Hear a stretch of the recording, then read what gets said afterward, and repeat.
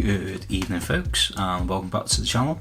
So as many of you will have noticed, most of my videos and my Instagram posts, they take place up in the hills or in the forests, generally landscape oriented, but I do actually make a living in photography as well.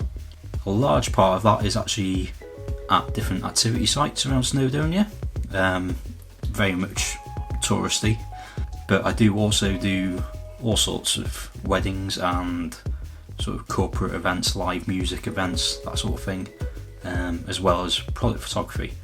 So this product review comparison video is definitely more aimed, I think, towards event photographers, including wedding photographers, very fast-paced sort of deals. So let's get on with it.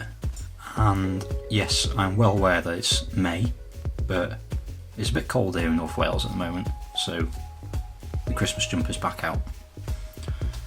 So I think a big part of wedding photography and busy event photography, all these gigs, a big part of that is, as a photographer, being able to move light and fast.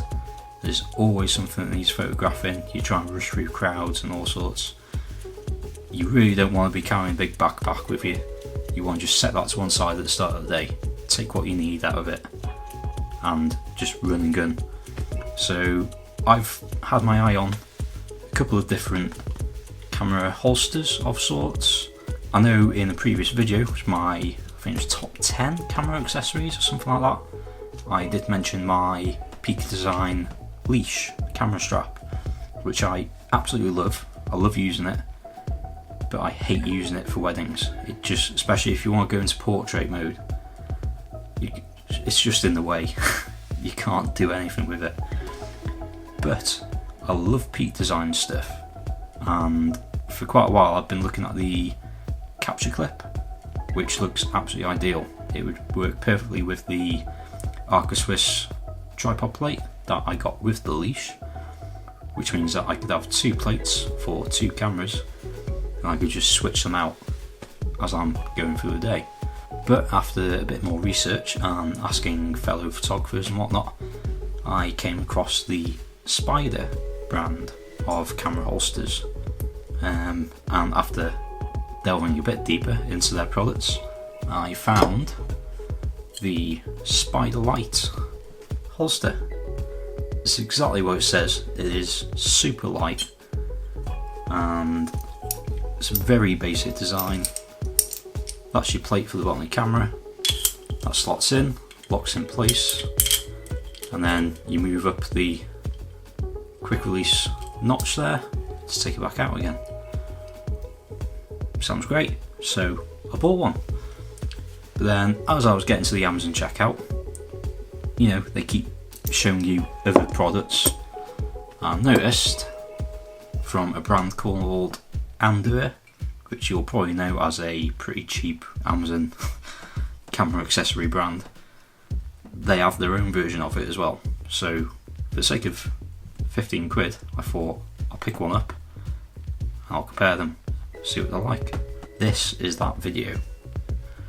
Straight away, I think it's fair to say that the Spider looks far more promising.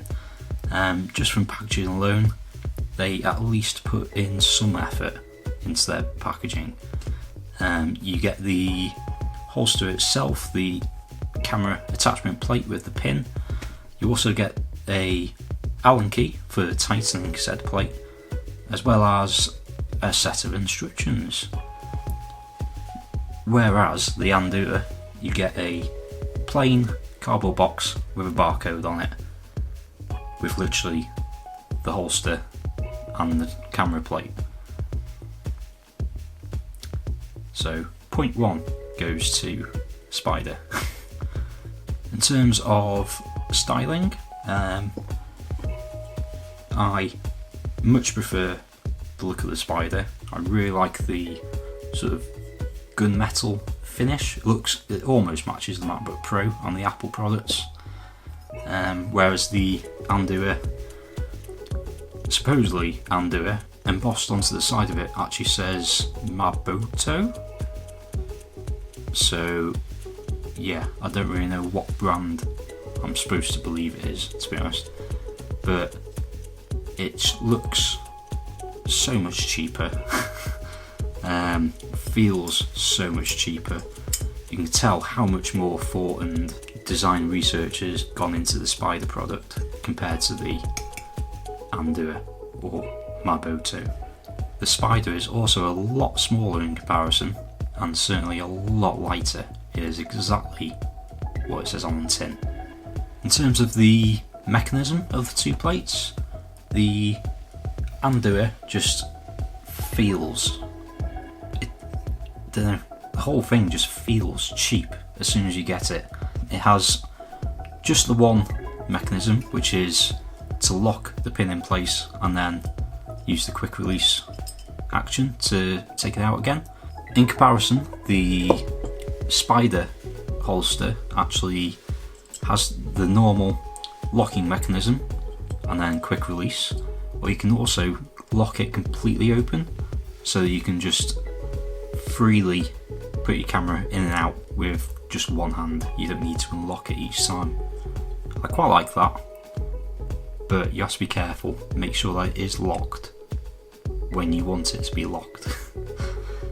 Now, the difference between the plates on these two products, the Andua again is very simple in comparison.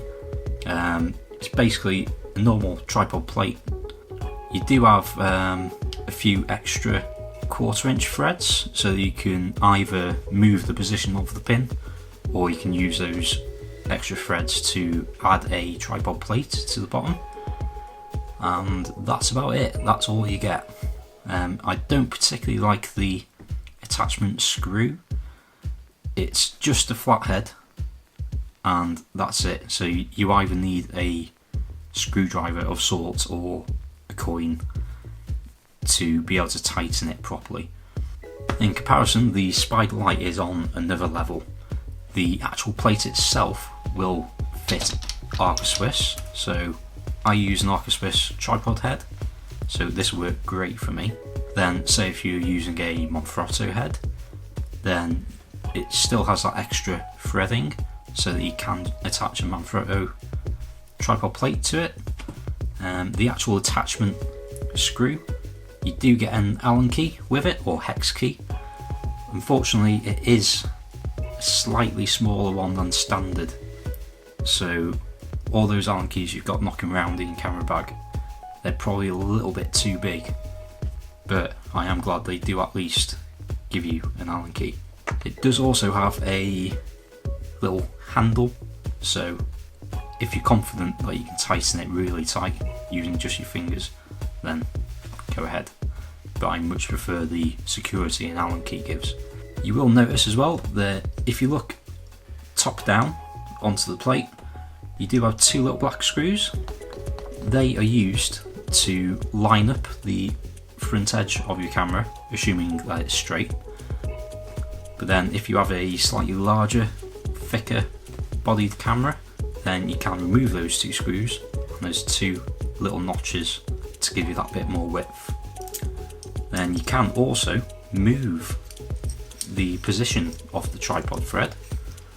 So say if your battery door on the bottom of your camera extends into the length of the camera, then you can use this to adjust the positioning of the plate and still allowing access to the battery door. In terms of fitting, obviously these guys are designed to simply keep on your hip, either just on your belt or over your trousers. I would suggest that if you have a belt on, that's great, but I would suggest clipping it over the trouser as well. That's pants for those of you in the US. It'll just give it that bit more of a tighter fit and that extra security. The SpiderLight is a really nice tight grip. As soon as you've got that on, there is no way that you're getting that off by accident. It feels so secure, and it's so small as well. It's really discreet. No one will ever know it's there until you have a camera hanging off it. The Andua, on the other hand, clips on really easily. Unfortunately, it also comes off really easily. So it's at this point in the review that I basically stopped using the Andua. And finally, the actual holding capability of the holsters. The SpiderLight is designed specifically for smaller, lighter cameras, and to be fair, they do say so right on the front of the box. You cannot miss it. In practice, I have no doubt that it's perfectly strong enough to hold a heavy DSLR setup. It's just the security actually on your hip. So this one is very strong holding, but it is quite reliant, I suppose, on whatever you're clipping it onto. As opposed to Spider's other products, they have a whole professional line which come with the whole belts and little padding on the side as well. This is just the clip, so it does rely on what you attach it to. That being said, I shot a party this last weekend. I was shooting with the G9 with the 8-18 Leica lens and the battery grip on there as well. It was very secure. I had no worries at all that it was ever going to fall off. But over time, because it's such a small area on the side of your hip, with the extra weight, you are adding that bit much more pressure into that single spot. So after a while, it can start to ache and hurt a little bit if you're using quite a heavy setup. But then again, most of the night I had the GX8 actually in my hand shooting with, and instead I had the smaller, lighter GX8 attached at the hip, and so lightweight and small, I barely even noticed it was there. So it's absolutely perfect for that. And as I say, I daren't even try and use this, especially on our job. At the end of the day, if you've spent thousands of pounds on camera equipment which you rely on to make a living, you're probably best not putting your faith in a pretty cheap £15 compound of metal. So I think you can probably tell what my conclusion is here.